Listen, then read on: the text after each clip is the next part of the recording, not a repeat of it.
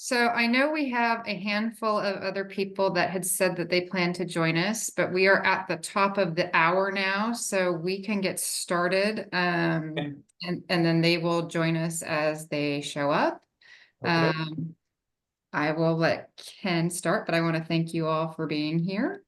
Anyone who still has their cameras on, I will turn those off and the microphones, but when it's time for Q&A, you are welcome to turn those back on. And with that, I say, let's get rolling. Well, welcome everybody to the Create Energy Center webinar series. My name is Ken Walls. I'm the director for the Create Energy Center, and we're glad that you're able to join us here today. We are joined by Cal and Elise Couillard and Jackie Harrison Jewell from the Couillard Solar Foundation. And they'll be talking about solar and innovation. We Build It Here is the title of their talk. Before we jump in, let me just give a little bit of background information and some quick introductions. For those of you that are joining us for the first time, I would invite you to check out the Create Energy Center website. It's easy to remember at createenergy.org, and all of our schedules for future webinars and events can be found online. And just to plug a few of those future events, we do have several faculty workshops scheduled for 2025, and those applications will open in January. Several solar energy institutes coming up for educators.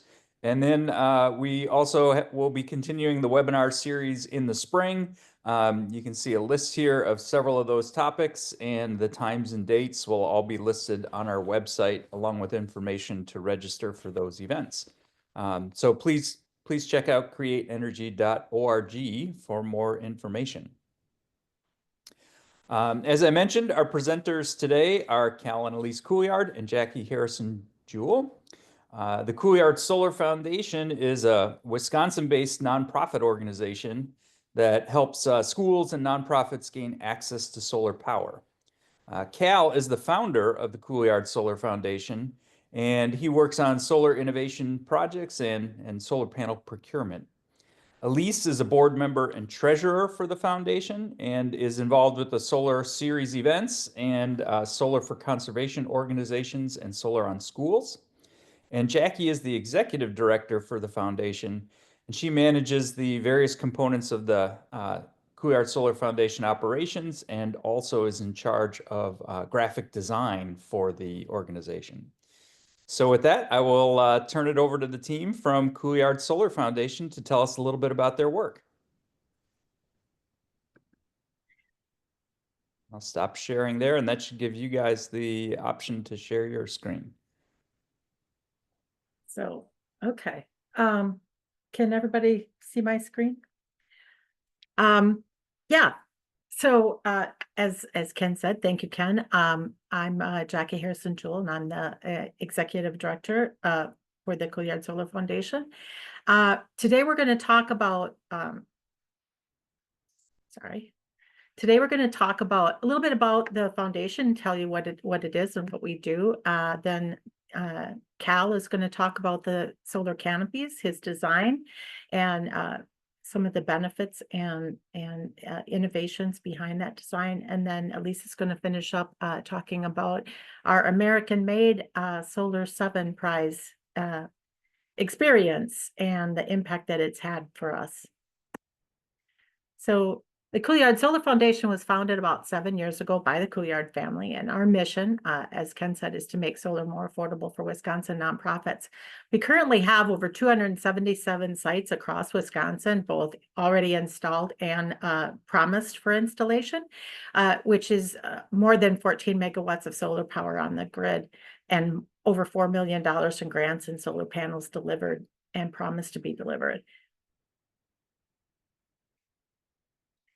We do this primarily through two programs. The first one is a Solar for Good. That's the oldest program. That one is for all Wisconsin service-related nonprofits. So we're talking about food banks, homeless shelters, libraries, conservation locations, VFWs, pretty much senior housing, and pretty much anything you can think of that is a nonprofit that provides a service to the community. They are eligible to participate in our Solar for Good program.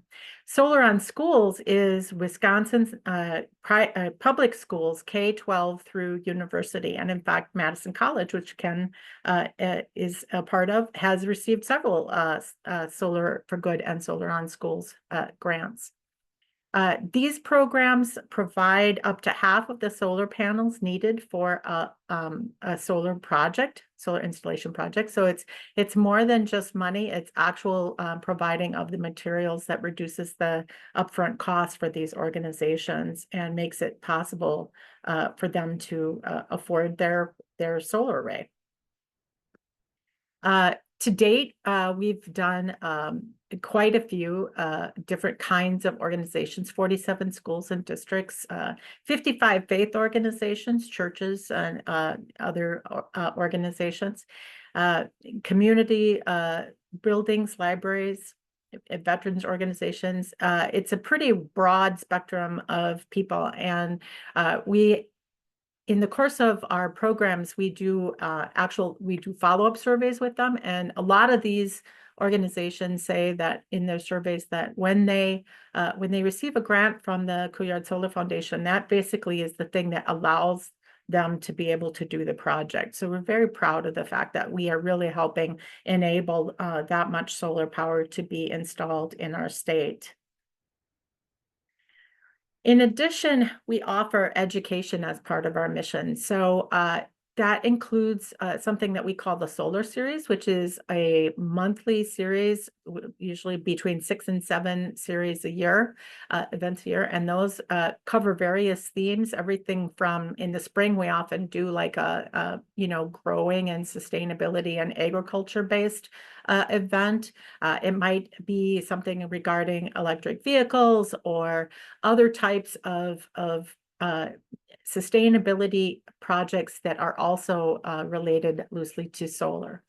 We also include in the Solar on Schools program, and to some extent a little bit, if interested, for the Solar for Good, is the STEM education. So we partner with KEEP, which is K-12 Energy Education Program out of Stevens Point, and they provide curriculum and energy education projects and programs that teachers can use to incorporate into their classroom and help teach their students more about clean energy. We've also are working on developing resilience for Wisconsin communities. We are in the process of developing a program that goes beyond solar and into resilience centers, which are, of course, solar plus batteries, but then even more than that, surrounded by a supporting structure of education and training for communities so that they are able to help their neighborhoods in times of need. Specifically when it comes to things like power outages, storms, extreme heat, extreme cold, things like that. And of course, relationship building is a key part of our philosophy throughout everything that we do. We are always looking for organizations to partner with, groups and organizations and people that we can reach out to. And if we can't provide an answer, if somebody comes to us because they're looking for, non-biased information about clean energy specifically solar, if we don't know the answer, we look around for any of the people in our large relationship structure, and we'll send them to people who do know more about their question. And for us, that is really a key element, because we really believe that relationship building in terms of the development of clean energy technology and just a clean energy culture is so critical, especially when it comes to working with people who maybe are interested but don't really know, and there's so much information out there and so much misinformation out there, and we want to really help people find what they need in order to be able to do this work. So I'm going to have Cal now talk about our our CSF solar canopy. The solar canopy is a product that we sell, and the proceeds from that actually fund our grant programs. Okay, so I'm Cal, and I started the foundation about 2017. In this time frame, 2021, we decided that there was an opportunity out there to take solar beyond its normal applications or rooftop and ground mount, and we came up with this concept of applying a canopy to timber frame structure. This is the first one that we did in 2021. We learned a lot on it. And we learned that keeping water from getting onto the backside was a lot more work than we thought. So this is our first, I'm still gonna. Sorry, I'm sorry. Sorry. So we learned from that, but we designed this for bifacial panels, which are very beautiful look from the bottom. We designed it to handle the snow and the wind loads. But the big difference here was that we really focused on making solar beautiful, which we were not seeing up until that point. Okay, so the second Sorry. Okay. This is your slide, sorry. Okay, so like I said, we went through several iterations here. What this one is showing is the smallest one that we have. It's a 4-post pergola, but the one thing that we really had to work on was the weatherproofing. So what we found out the hard way is that solar panels themselves leak. Water passes through the frame to the other side, so you have to catch the water and track it all the way down to the bottom. So that is something that we did. We also simplified the installation process. So a product like this right now, the pergola frame and the beams and the panels for a single bay one like this will go up in 1 day. So we made the installation process very simple, and then that makes it more cost effective. The other thing that we did is we focused on mounting the panels from below. I guess up until this point, the bulk of solar panels were always clamped from above, which means that people would have to climb on the top in order to lock the panels down. We did not want people climbing on top, so we designed it that way. And then there's multiple beam configurations, which I'll show you on the next slide. So this is actually a picture of the installation at the MREA in Custer, Wisconsin. You can see that there's these ladders that we refer to. Each ladder holds anywhere from 2 to 5 solar panels in portrait.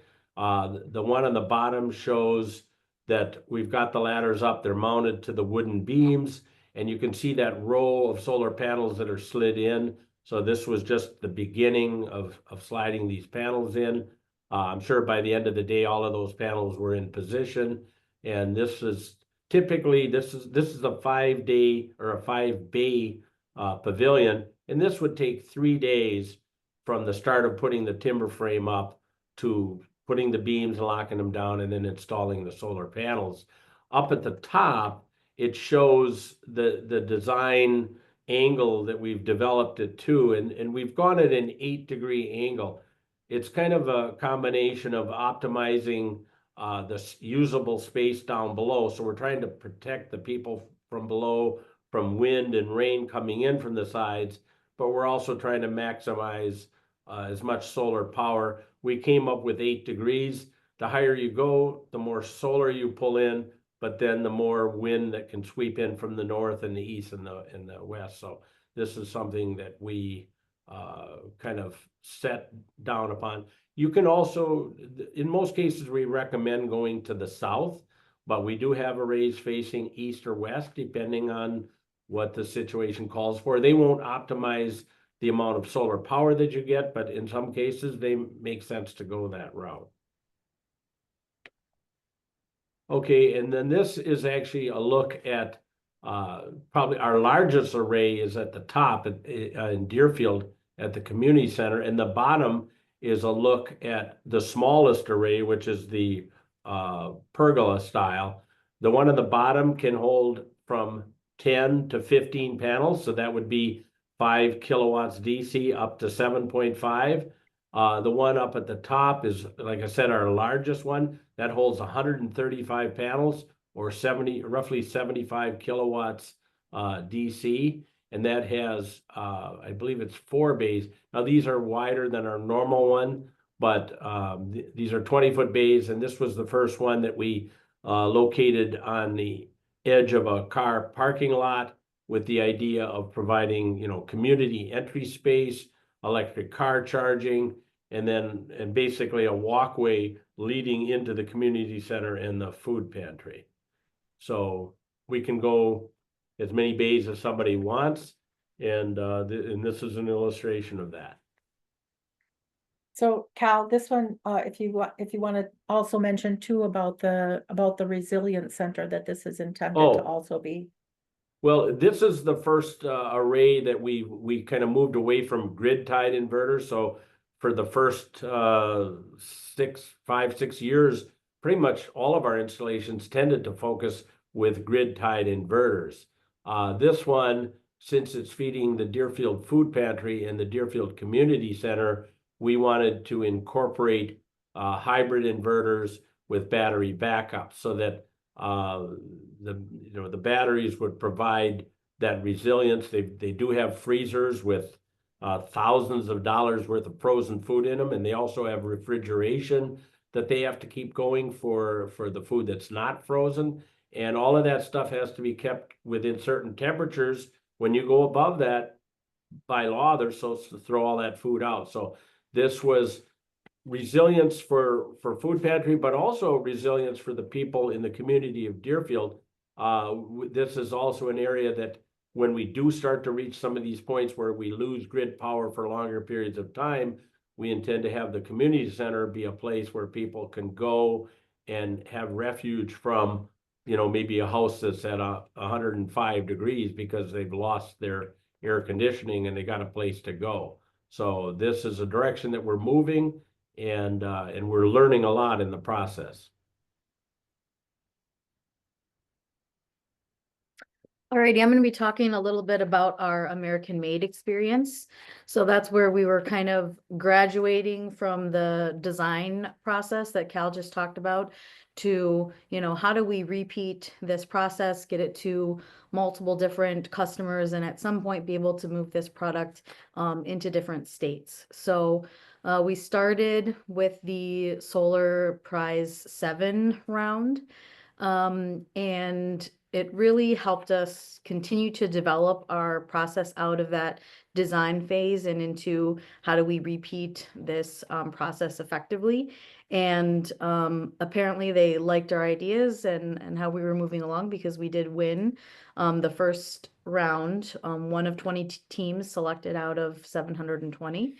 So the first kind of base level of that prize is the $50,000, but then we also won the bonus of the Justice, Equity, Diversity, and Inclusion prize. And that's largely because the proceeds of this product go right back into our grant programs, which are community and diversity and inclusion focused, as well as, in certain urban areas, these structures could help reduce heat island effects and things like that, which I'll talk about a little bit later on. But getting our application in the first round to where it needed to be really helped move our process thinking along in that way. So that led us to continuing innovating and integrating this product beyond the prize. So we didn't move ahead in the prize because you need to be a for-profit company in order to do so.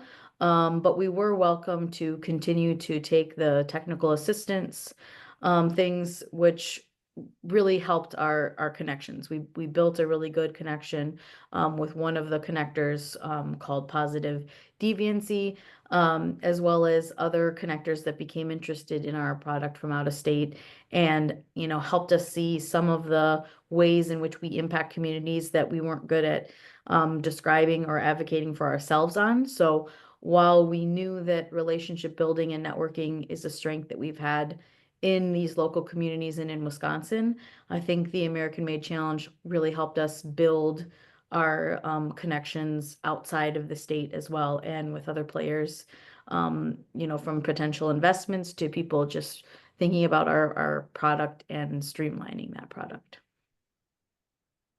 So we've talked a little bit about resilience. Here again is a picture of that canopy that's connected to the community center and the food pantry. And here in Deerfield alone, we've had two significant outages in the past couple of years, about the past 2 years. And both of them happened to be in winter during some pretty cold days. And like we previously mentioned, the community center is not only a community space for most of our seniors, but it also is the primarily after school youth programming organization. So there's from families to seniors to youth are all connected to this building.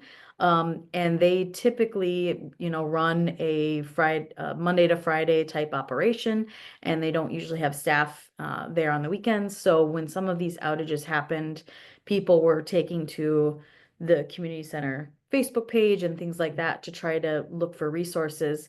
And so that was one of the things that helped us really see the need, as well as understanding that with those 250 plus projects we already have in place that are at a trusted location, that we could, build resilience into some of these projects that we've already done as well. So we're thinking about tying that solar to a battery system and what we need to cover as far as critical loads. So this picture does a really good job of depicting what goes into a resilience hub. And speaking about connections, we've become well connected with the Urban Sustainability Directors Network. Help me finish that acronym. Okay, I got it. And they're a really great organization as well that is advocating for resiliency across the Midwest, but also across the whole US as well. So that has us thinking about those critical loads of warming and cooling, sheltering, refrigeration, electricity and charging, showers and lockers. Basically, what is it that your community members would need, for how long would they need it for, and how are you going to communicate that you have things available for people to come and get what they need at a trusted location. And in Wisconsin, but I would say everywhere, this is really important. So in Wisconsin, we don't have any fossil fuel resources. So all of our fuel and electricity is coming from sources that we are purchasing out of state. Not only does that send a lot of money out of our state, but it really creates a disadvantage when we have grid outages and you're depending on the grid. We know that there are companies that are really popular here that are selling backup generators and things like that. But what if you could be harnessing and producing your own power here? That feels really empowering to have that. So we acknowledge that we're going to continue to have more unpredictable weather events that are going to strain our grid. Those types of grid outages usually more disproportionately impact disadvantaged communities and rural areas. So getting some of that resiliency and self-sufficiency built into those communities means that they can go a little bit longer without, needing some federal aid and things like that to show up. So we're going to be thinking about that across the projects that we've already put in and in the future projects that continue to apply for our programs. And education really goes into everything that we do, from the solar series that Jackie mentioned to community events and talks that we give, like this one today, to our interest in schools as part of our Solar on Schools program, and taking an interest in that STEM curriculum and teachers tying their solar canopy, if it's a solar canopy resource, or even their solar dashboard of their solar system, back into the curriculum for students. So it gives the canopy especially is just a really beautiful product to be able to talk about solar right as you're underneath the resource, the product itself. And it also offers, of course, that community space and gathering. You can eat a meal. It can become just another add-on of those trusted locations that we've been chatting about. And we've always known the importance of solar integration and also just thinking about solar adoption. So the sheltered solar space for teachers being able to teach a lesson underneath them, even parents and community members seeing solar integrated into something like their schools might help them think about solar for their own homes or businesses. And whether or not you're a school or a business, that solar is going to be able to reduce your operational costs. and build more into the resiliency of your system, especially if you're putting in a battery system. And another interest that we are interested in helping to develop with schools specifically is tying solar canopy systems into lessons about the food, water, and energy nexus and how all of those systems really integrate with each other.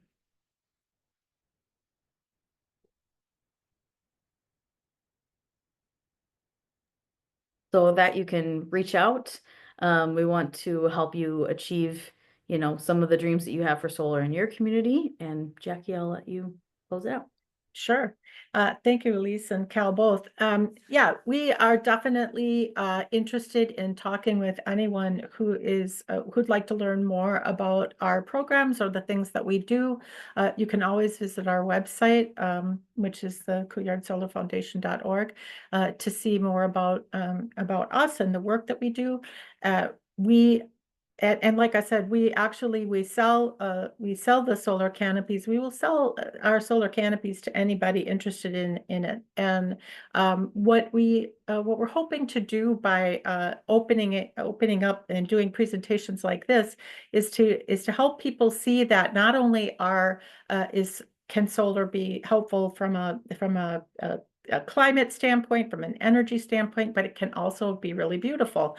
And we've had a lot of interest from customers who of all different kinds, both nonprofit and commercial and residential, who are wanting to do that for themselves and their communities. But anytime if you're interested in learning anything about any of our programs or any things we're doing, we'd be happy to talk with you. And so that's basically what we have. And I know that Ken is going to tell us a little bit more about the canopy that they installed at Madison College. Yeah, thank you, Cal, Elise, and Jackie. And we will have some time for questions and answers with the presenters from Couillard Solar Foundation. Feel welcome if you want to get your question down on paper before you forget it, you can type it in the chat menu, and we'll have time for those towards the end of the presentation. I did want to share a few pictures and a little bit of a story from our installation at Madison College. So let me see if I can bring my slides back up and we'll share a few pictures there. Are you folks seeing my slides now? There we go. So for people that haven't visited our campus before, this is Madison College's solar photovoltaic lab. This is what it would have looked like had we taken the picture, about 4 months ago. At the time, we had 12 operating solar PV systems. We now have 13. The systems are ranging in size from 2 to 5 kilowatts each, and they exhibit different types of technologies. So we have examples of string inverters and microinverters. We have examples of module level optimizers and substring optimizers, bifacial and monofacial panels. For those of you that teach solar PV, you know what all those things are. We have both single and dual access trackers. We've got some lithium-ion energy storage systems, some electric vehicle chargers, and we have both off-grid, grid direct, and hybrid systems. So we use this as a lab for teaching our students. All of these systems get taken apart and put back together multiple times a year. And it also serves as a test bed for new technologies. What you don't see in this picture is a solar pergola. So that is our newest installation, and I'll show you a few photos of that process to give you an idea what it looks like. So here you can see the timber frame going in. You can see we poured a concrete pad for the frame and then worked with Breezy Hill Builders to put in this timber frame. This particular frame is made from white oak, a Wisconsin harvested species. We have a 2-bay system. You can see the first bay in position here, and another bay will be going to the left in the foreground of that as the installation is completed. Here you can see the portion of the frame for the second bay, but I actually think the impressive part of this picture is the giant wooden mallet that Aaron is carrying there. It's the biggest hammer I've ever seen, and you got to be a big, strong guy like these two gentlemen to wield that thing. That's used for pounding in the wooden pegs that hold the structure together, which actually are made in Maine by a husband and wife team that manufactures all the wooden pegs, I guess, for most of the U.S. Here you can see the ladders that Cal described. We're assembling those ladders on the ground. They've got a couple long rails and then some mid bars or trays that hold those together. And this is what those look like once they're fully assembled. So those tray bars that go across the middle are actually a really important component structurally, but as Cal kind of alluded to, they also are the key ingredient to making this structure watertight and keeping the rain off of the people beneath, because they serve as a sort of gutter system that diverts the water out to the sides of the ladders so that it runs off to the edge of the array and doesn't leak down in the center. It's a real clever invention. Here we can see up on the timber frame itself, some saddle clamps that are attached into the timber frame with some lag bolts, and then grab those ladders and bolt them onto the timber frame itself.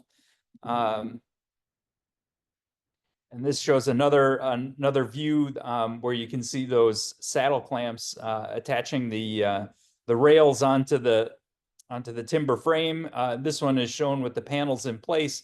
Those panels, as Cal kind of mentioned, slide into a channel from the end of the ladder, and then the fasteners actually come from beneath with a set screw and a cam type of arrangement that presses the panel up. Again, a really clever invention, and just a neat example of innovation in the solar field. And here you can see a little bit more of a view of those bars that run across the center. Those bars are designed to sit right beneath the edges of the modules where they butt up against each other. So if we have water leaking in between those modules, the bars or trays catch that water, divert it out to the outside, and then it runs off the edge of the array rather than getting the people wet that might be underneath. So this is the finished view of our pergola. This is looking, we're standing in the east, viewing to the west. This is the opposite view, standing in the west, looking to the east. And this will serve as an outdoor classroom for our students. The plan here, or since part of our solar yard, is we've now got a structure that provides shade. We're oftentimes teaching in the summertime, so it's nice to have a place just to step out of the sun for a little while and apply sunscreen, cool off, grab a drink of water. Also a nice place when we're disassembling our systems for us to stick the solar modules out of the sun. If you've worked on a solar install before, you know when those modules are sitting outside for several hours, they get really hot and difficult to handle with bare hands. If we can keep the modules underneath the shade structure, it keeps them a little cooler for our students to work with. Likewise with keeping our tools a little cooler out of the sun. And then if we do get a rainstorm that passes overhead, we've got a place that stuff can stay under there and stay dry, which is especially important when you're working with cordless hand tools and stuff like that and electrical equipment. The other key use for this space is this will serve as an outdoor classroom space. So we've wired up the pergola with AC outlets and an internet connection. We'll have a whiteboard and projector out there, as well as picnic tables and workbenches, so that we can use it as an outdoor classroom. So we can go right from working on the installation of systems to underneath the pergola, where we can look at things like one-line diagrams and even do some math and things like that we teach with our students, and shade analysis and all that good sort of thing. I mentioned we use our lab as sort of a test bed for new technology. What you can't see in the pictures that I shared is that half of the modules on that solar pergola are coated with a new invention, an anti-soiling coating that was developed at the University of Wisconsin.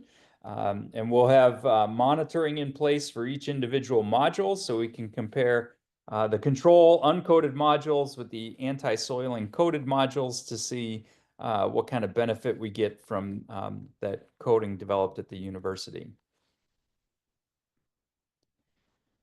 So that just kind of concludes and gives you a little bit of an idea what the window looks like, what the installation process looks like. I'm going to stop sharing my screen there, and we're going to open things up for questions. I see we've got one in the chat box already. Actually, I've got a couple others.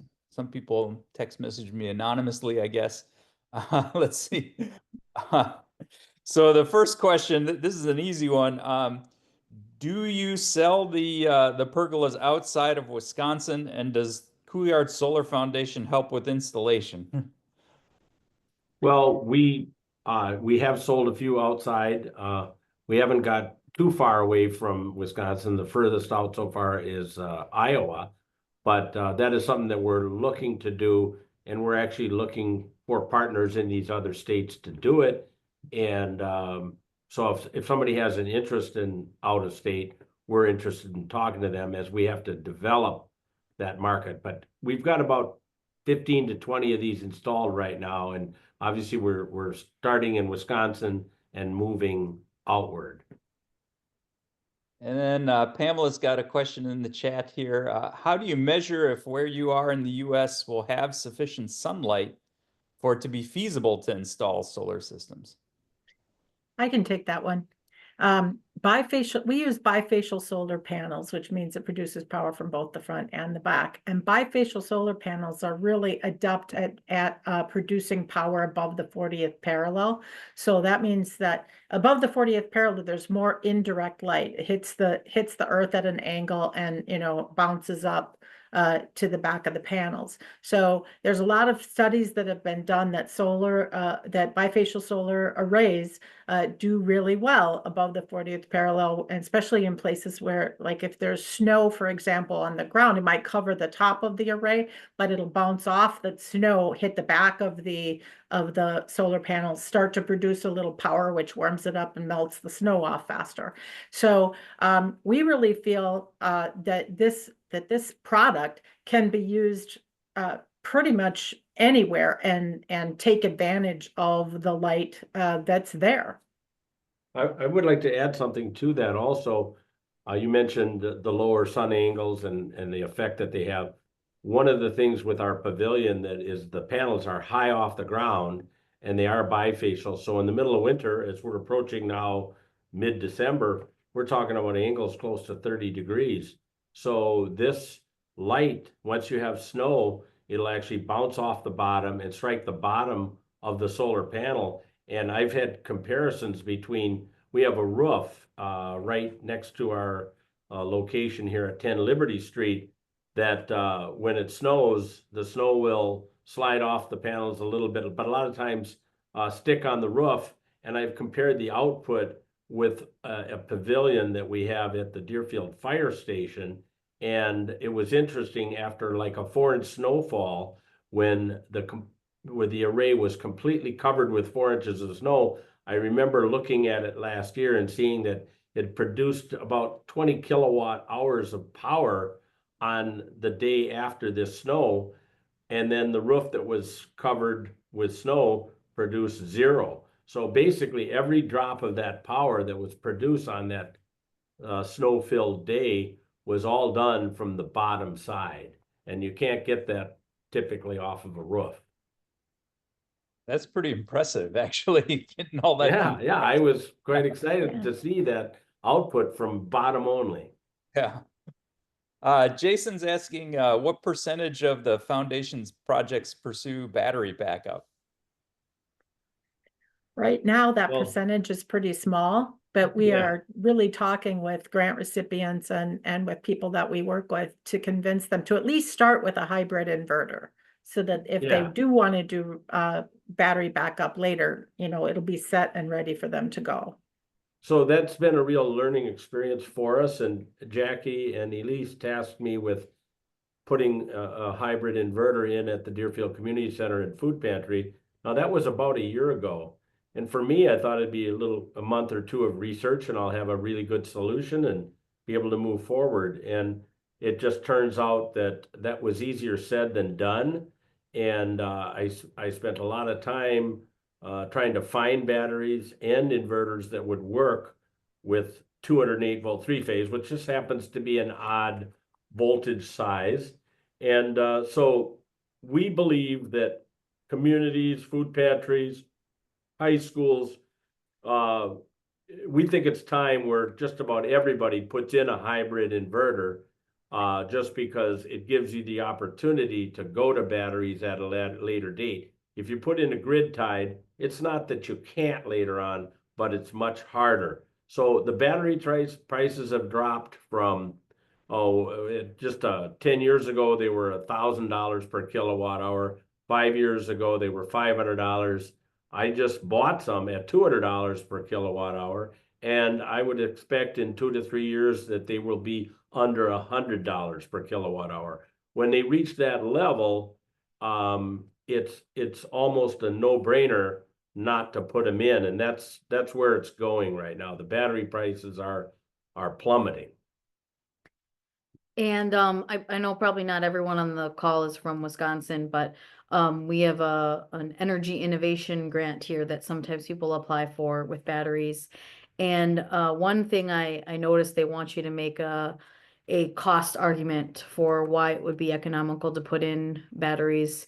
And one thing that you really have to have kind of the proof of the outage, I think, to talk about just how much services you lose in an outage, that a lot of times people are talking about, damaged equipment if there's a surge and things like that. But from these recent outages that we have in Deerfield, we know that they costed the village upward of $40,000, and thousands and thousands of dollars of homeowner individual appliance lost and things like that. But even the hour ones that we've had here at noon, here at our offices, it's a commercial condo unit, and I kind of walked door to door and said, if you're doing a haircut and you need to blow dry someone's hair and they decide to leave and because they don't want to wait for the power to get back on, and then they're not paying for their services, my question was more about how much did you lose in services with your customer because you really couldn't do business for that hour.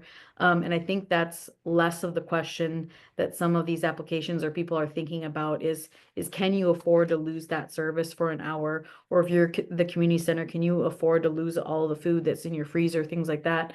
And if we start asking ourselves those questions, then I think the batteries start to look very economical.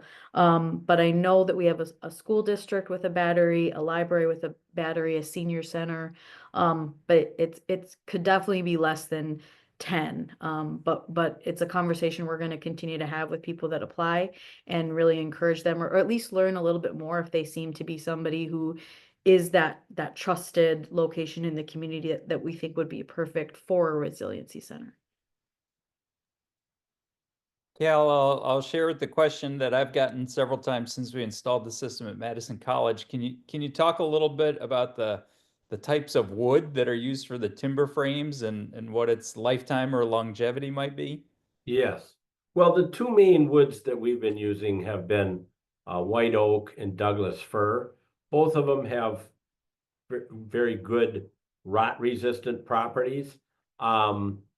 We're starting to move more in the direction of white oak, mainly because it's grown here in the state of Wisconsin, and it does have one of the highest rot-resistant levels of wood. It's also very strong, and it's got a proven history of over 100 years in our state. If you look at most of the barns that were put up over 100 years ago, most of them were built with white oak, and many of them are still standing. So those are the two main woods. We do put on a very high quality stain. And the other advantage to, let's say, the white oak over the Douglas fir, because it's in the state of Wisconsin, our local timber framers then actually cut the wood, do the mortise and tenon joints, do the whole thing. So it becomes, very good for employing people here in the state. So both of them are good woods. My personal preference is the white oak, and that's what you have at Madison College. So a couple of questions about solar on schools, and I'll kind of combine them together. Since you folks have funded a number of schools and worked with a number of schools in their project, what are the sort of key ingredients for a successful solar on schools project? And For folks that might be interested, how should a school get started? Like, what's the first step? Well, the first step for a Solar on Schools project is you do have to be in Wisconsin. Our Solar on Schools program is limited to Wisconsin for right now. And the first step would be to reach out to the Yvonne Waugh at the Midwest Renewable Energy Association, MREA, to talk about what the possibilities for a grant might be. As I said, we grant up to half of the, there are size limits, but for most projects, it's up to half of the solar panels that you would need for your project. So the other thing that we ask people to do is I mean, you certainly are welcome to reach out at any time to ask questions and things like that. But if you are wanting to apply for a grant, we ask that people wait until that they're a little bit closer, like that you have a proposal from an installer, you have a really good idea of what it is that you're wanting to do, because we've had experience early on in the process in the program when people would get a grant and it would be so early in the process that 2 years later they're still aren't ready to install, and then by that time we in the meantime would have been required to kind of hold on to their grant panels in our warehouse, which isn't very big. So we ask people to approach it as a situation where you're maybe halfway down the road. You've like done some fundraising, you've done some you have an idea of what you want to do, and then you go ahead and talk to Yvonne and start that application process. You do have to apply before before you certainly can't apply you can't apply after the installation is done. You have to apply early in the process. Yeah, and then after that, when you're ready, you just reach out to the foundation and arrange to have your panels shipped. We don't require it, but we do ask that people purchase the other half of the panels for their array from us, because again, the proceeds from all of our sales go to supporting our program for others. So in a way, you're not only are you getting a good quality panel, but you're helping other schools and nonprofits too. I'll also add that the Solar on Schools website run by the MREA has some really great starting points, as well as everybody's kind of starting from a different level to somebody who, put it on their house and may kind of already know the basics of solar, and that's why they got interested, to someone who's like, I don't even know how solar works and where it gets connected and what I all need. It goes all the way back to the basics, so for somebody who's starting from a different level of understanding. I'll also promote Ken and Madison College's program as well. A really great presentation about making that financial ask for schools and how it can be really beneficial to a budget. There's very likely going to be at least one person in the group of stakeholders that somebody who's on the planning team might go, I really have to convince this person. And I would say start with that person. Too many people bring in those individuals last and just kind of really try to hammer something through. But if you can convince them and make an ally sooner in the process, it's going to make your life a lot easier.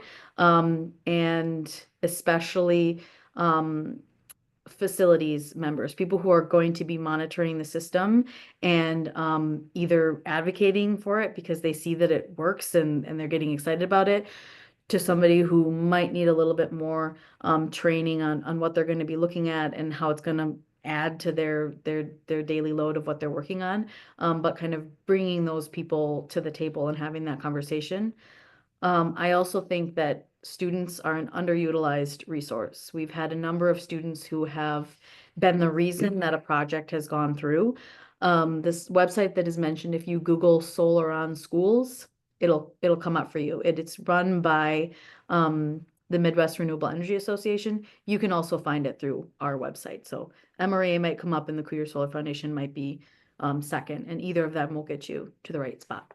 But a number of student green teams kind of started the brainstorming process, got lower level estimates on what it might cost their school, and then even started fundraising.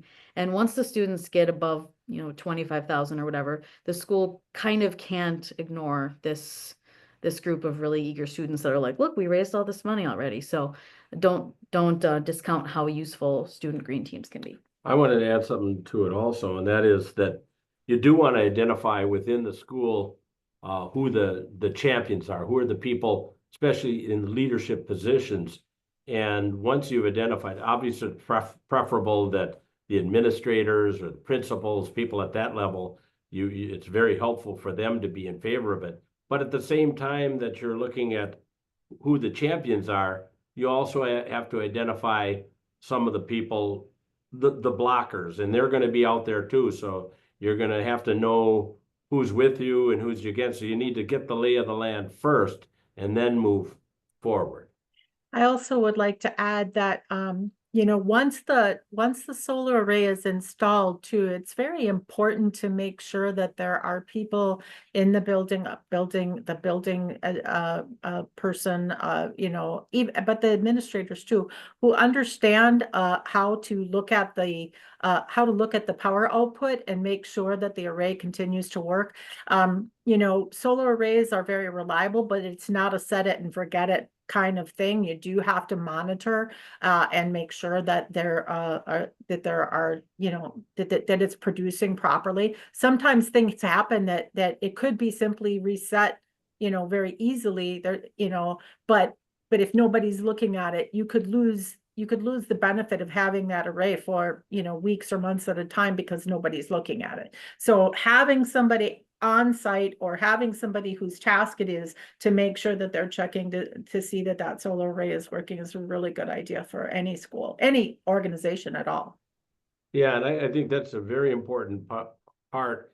I have noticed that when you have a homeowner put in a system, you'll find that they are watching their system even a year or two later. They know where that thing is every single day. They're tracking the days. They're really proud of their output and they're watching it like a hawk. But when you get into a larger system where nobody really considers it to be theirs, then it can easily fall into the situation where nobody's watching it. And I find that to happen quite a bit of the time. And I found some here in Deerfield at the high school where I was looking for something else on array. And when I did, I found that, an inverter had gone down for, I think it was a 3 or 4 month period. Nobody had caught it. I caught it because I was looking for something else. And these are 60 kilowatt inverters. So for 3 months to lose that kind of output, you're talking about thousands of dollars was lost because nobody was watching it, including me. Well, we've exhausted all the questions I got through the chat window. Are there any other questions from folks that are online that would like to grab the mic and ask?